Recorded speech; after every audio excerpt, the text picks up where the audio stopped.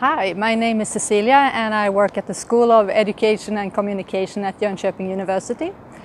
This year we have the honor of being hosts for the ECADOC Summer School for doctoral students. And the theme, formulated by my colleague Ingela Bermo-Privolovic, is lifelong guidance in contexts of lifelong learning.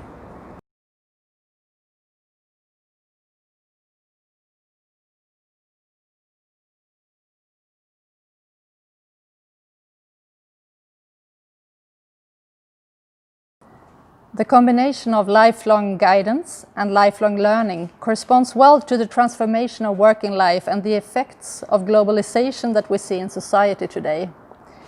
Increased uncertainty at the individual as well as on the organizational and global levels influence ideas as well as activities in practice. To understand and navigate in this uncertainty, this mini-lecture will address ideologies that influence policy for lifelong learning on a global level. This will provide an idea about the contexts of lifelong learning that also influence the area of guidance. The lecture is based on an article about ideologies in UNESCO's lifelong learning policy. It is written by Mu-Sung Lee and Tom Friedrich and published in the International Journal of Lifelong Education in 2011. You will get the whole reference at the end of this lecture. Since this is a mini-lecture, the description will be very brief to give you an overview. And if you're interested in this aspect of lifelong learning and guidance, I encourage you to read the full article by Lee and Friedrich. It provides an overview of the ideologies and an in-depth analysis of ideological influences in UNESCO's lifelong learning policy.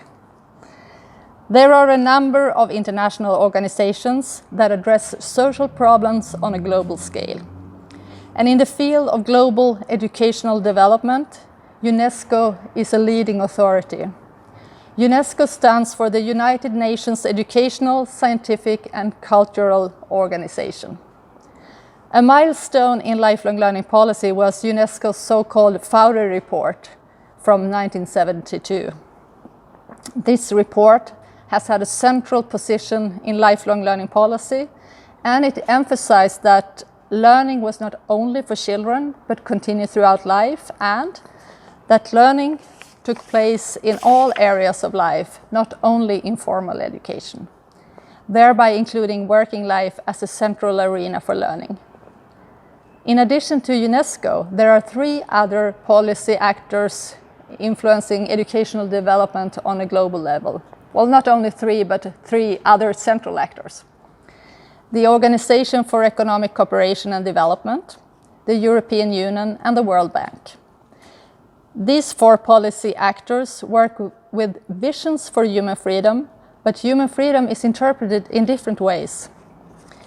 There are 2 overall ways to understand human freedom.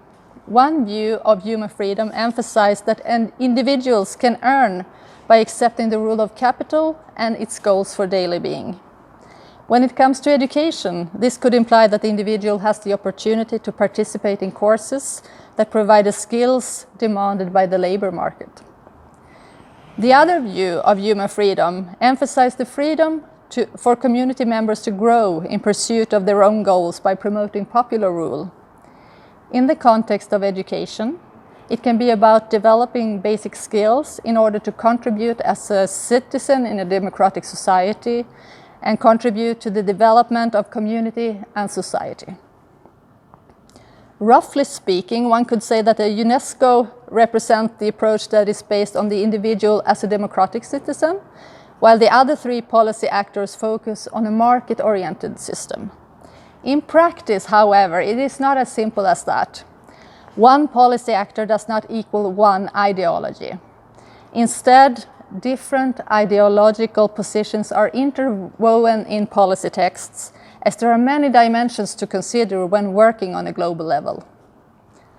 When it comes to ideologies that have influenced lifelong learning policy, Lee and Friedrich address 4 ideological streams: classical liberalism, social liberalism, neoliberalism, and Marxism. I will describe these 4 with a few sentences each, just to get a brief introduction to the underlying assumptions. This works as a starting point for the reflection in this course about what ideology can mean for guidance practice and guidance research in context of lifelong learning policies. Classical liberalism regards individuals as self-interested maximizers, and education is a means to strengthen the individual's competitiveness. Education should be provided in a private education system guided by a demand-supply logic. Social liberalism regards education as a way of promoting a society for all, where individuals are educated based on their own interests, but in relation to a collective, in order to create a strong society. The state should provide a national infrastructure for education.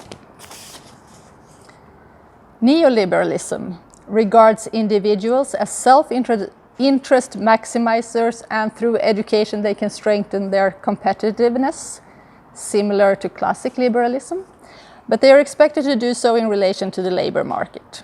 Education can be financed by states, but should be governed by the market. Then finally, Marxism regards education as a means to liberate and transform individuals who are oppressed in a capitalist society, and this is done by addressing issues such as gender, class, ethnicity, colonialism, culture, language, and environmental issues. Education is a tool for structural change. So why should we consider ideologies in a course about guidance? Isn't ideology just words when we have more hands-on problems to address?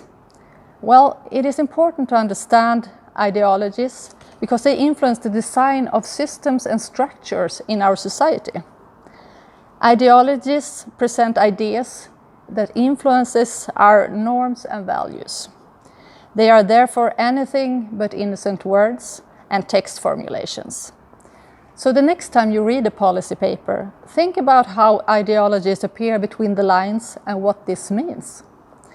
To encourage continued reflection on this topic, I end this lecture with the following questions. How does ideologies help you understand the rules of working life? What ideologies are dominant in guidance practice? How can insights into different ideologies be of value for your research? Thank you very much.